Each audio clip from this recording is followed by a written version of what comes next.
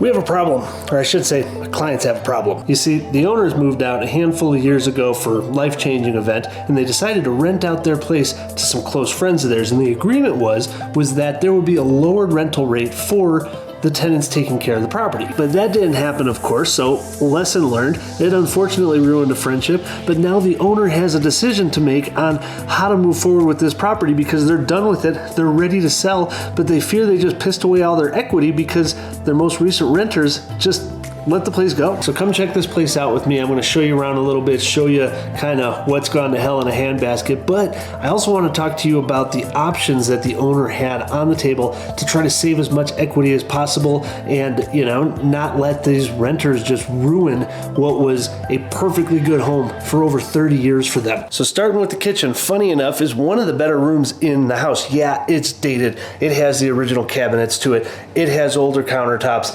The backsplash is old and outdated, but it did have new appliances put in when the tenants took over. So really, you need an entire new kitchen. One of the newer things in the house is the HVAC system, but the AC crapped out. That thing was almost original too, so you need a new AC. And then the floors in this place, this is probably the biggest deterrent for most people out there is the conditions of the floors all throughout. I mean, yeah, it's just carpet, right? But what most buyers want this day and age are going to be, some sort of hardwood floor, some sort of engineered floor, and then of course the carpet replaced throughout. So flooring throughout the entire thing needs to be done.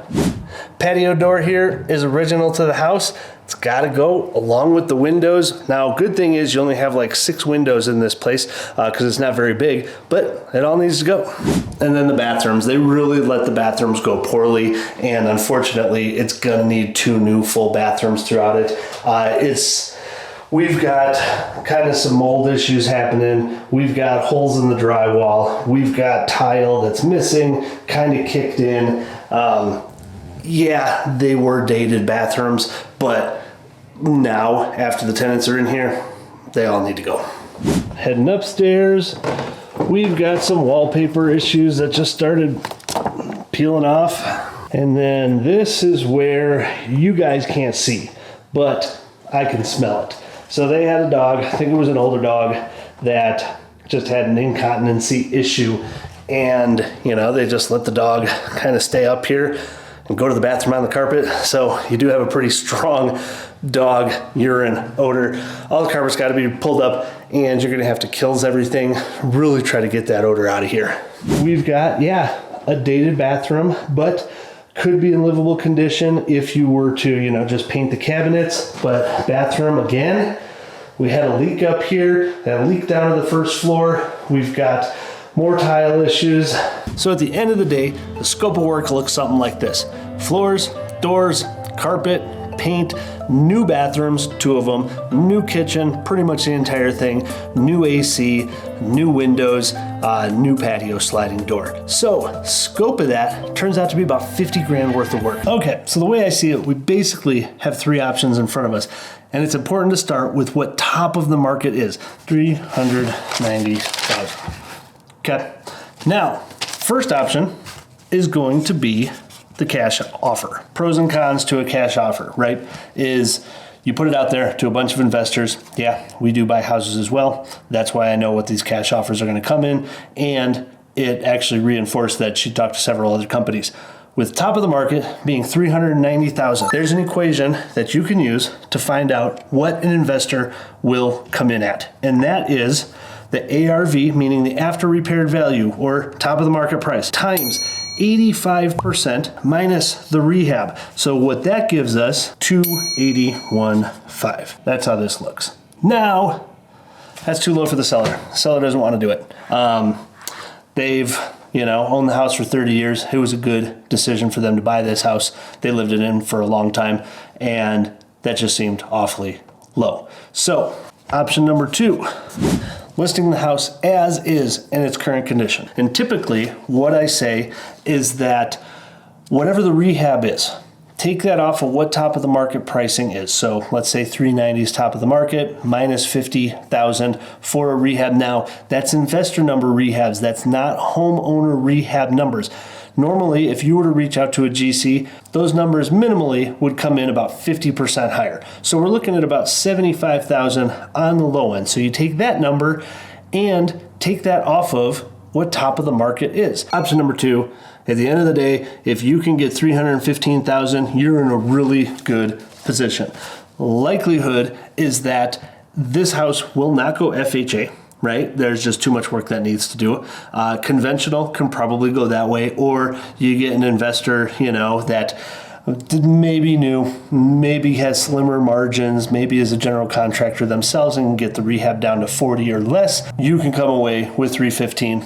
Reality is, it probably ends up selling for $300,000, okay? Because I know better. Houses that need a lot of work tend to sell for less. So listing as is, on a good note, $300K would be awesome. Option number 3, this is where we're a little bit different, right? We actually offer to flip our clients' homes. We will offer to do that scope of work. We will actually fund that rehab. We get paid for it out of closing. That's a whole nother side note. But it gives you the opportunity to make as much as humanly possible, okay?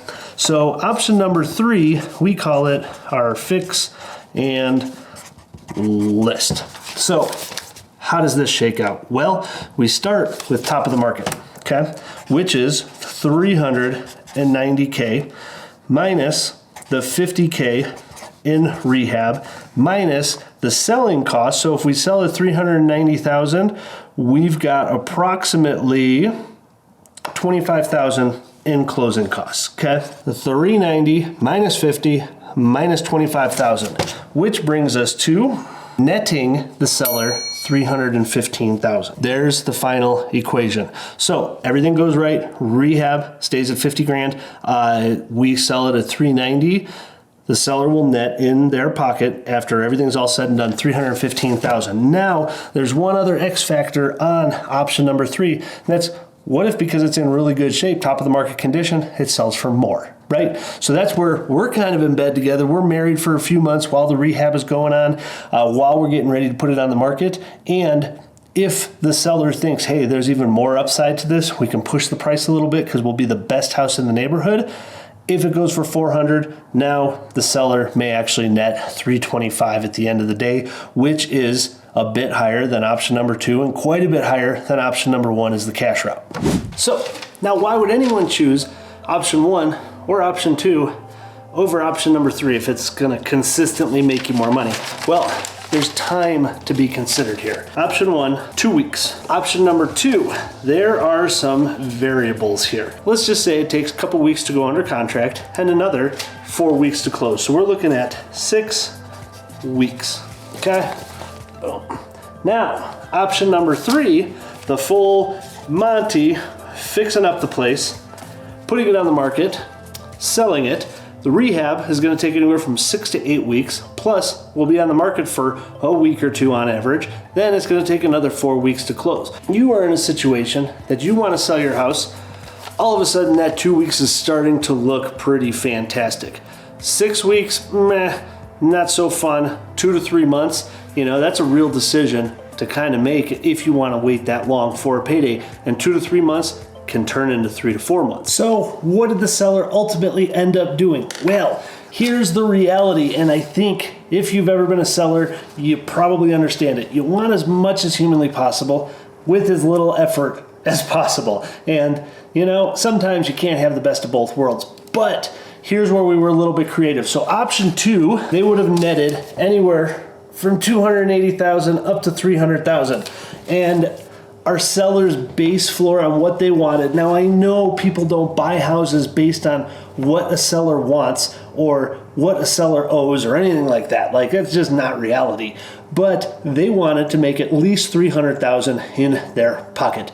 Well, the only way that's going to happen is one of 2 ways. We list on the market for north of $315,000, or we go through the entire fix and list, put in the 50 grand worth of work, and list and sell for over $390,000. So what the seller ended up doing was ultimately what I suggest that people don't do, and that is test the market. But we have options in front of us, and this is the only way that it works. So basically we went into it thinking, hey, plan A is gonna be let's list on the open market for 320 and above. Now, where our strengths come in is because we're licensed general contractors as well, is we know the scope of work, so we don't have to play the games with people of how much things are going to cost. Like, we know if major problems do come up on inspection, even though we're trying to sell it as is, doesn't mean a buyer can't ask for stuff. We can step in, get things handled quickly, efficiently, and cost effectively, right? So if we don't get the 320 in 2 weeks on the market, let's say, we pull it from the market and we go ahead with doing the rehab and shooting for that 390 to 400,000. We've got a couple of showings trickling in so far. We just went live on it, and I'll keep you posted because hopefully we get something this weekend. 24 hours later. All right, good news. We've had a busy day here. We've had 8 to 10 showings set up over the first 3 days of being on the market here. Now, we're still on day number 1, and we've had someone come to us with an offer that's offering cash that's going to offer full price, but we've got like 5 more showings set up for tomorrow. Here's what we did. We decided to go back to the buyer and counter offer. Even though they're offering full price, we decided to counter offer at 322. So $2,000 just above what we're asking in an effort, and our deal is that we'll stop showings, for tomorrow. So that way, maybe the buyer doesn't miss out on us having an offer, at 325 or 330 and getting into a multiple offer situation. They wanted the house. So we countered just for a little bit above asking price. And it was enough to get the buyer and seller under contract with a cash offer. This is literally the best case scenario that we can look at. Now we just got to get this thing to close. We have a problem, and we kind of have a good sized problem. So I've actually never had this happen before. I've been in this business for 12 years. I've sold hundreds and hundreds of homes. And we actually made it past inspection clear and free, right? Everything's great. We're set for closing in 2 days. And the title commitment comes back. There's no mortgage on this property. There's like a 25-year-old HELOC on this place. 25 years old. There's a zero balance on it. But anything that old, they apparently have to dig through the archives to find it to get what's called a release statement. Okay? That basically says from the bank, there's zero money owed on this loan. It's gonna be, and I can't believe this, we were supposed to close on the 6th. They said what I was hoping to be the 8th is closing, so a 2-day delay. Most people can get by that, but they actually meant the 18th, which is just about a 2-week delay. And so now we don't know what to do. Like, the buyer's pissed because they have their crews ready to go and start doing work, so it's gonna cost them money. So they're asking for money from us on the sell side, but it's not the seller's fault that this loan came up out of nowhere with a zero balance on it. Hopefully we don't lose this buyer. It's been a high communication day, but we've got it handled. We've come to a resolution here. We're going to save the deal, thank God. Because you never know what's going to happen if you go back on the market. That's always the risk, right? Is you get a great offer, you know what you're looking at, you go on the market, and now you've been on the market for a week or two. People think something's wrong with the house. You came back on the market, and maybe you end up selling for 5 to 10 grand less than where you're currently at, or even more, right? So you never know. So you always try to save the deal. The buyer and the seller were able to come to terms where the buyer would be able to actually start doing the demo work. Because remember, the seller, if we don't get, what the seller wants up front, we're actually going to go in and do the rehab. So she figured it was a low risk, scenario, as long as everybody had insurance and everybody's butts were covered, that they could actually go in and start doing some work to the property. We just are trying to light all the fires under the bank, hopefully not let this thing take another 2 weeks just to close. Give me good news. I just got the quick text from you there. Yeah, so they've drafted it and I guess sent to the sent to the county. I don't know if that's done electronically. Okay. That's probably a question for Maria. I just know that they prepared the document and I sent you a copy of the document. I just got word that we got the clear to close, baby. So what's awesome is my seller is an absolute shark. She got on the phone with KeyBank, every single person that she could, to try to get this payoff statement because it was the only thing holding up the deal. So she started lighting fires, title company is out there lighting fires, and wouldn't you know it, within a couple days, we've got the payoff. So it is now Friday. We've got the full clear to close. We still got to get some paperwork, final settlement statements and stuff. But at the end of the day, the buyer's paying for cash. The seller doesn't have a loan on the property, so they can accelerate closing. We have a mobile notary. The seller's in South Dakota, and we've got a mobile notary already set up for this afternoon, and we should be good to go here, folks. Boom. We did it, ladies and gentlemen. We closed, and we did it in basically 2 weeks, including a holiday falling in there. It's no small feat. And the moral of these stories is you never know what's going to happen. Even when you think you've got something clean and easy, there's always going to be a hitch or two, and it's highly emotional. There were several times of talking each other off a cliff and, just even comforting ourselves between the seller and me and the buyer, because stuff comes up that's nobody's fault at the end of the day, and you just have to deal with it. If you yourself are considering buying a fixer-upper, you need to watch this video, because it could be the best decision of your life, or it could be the worst.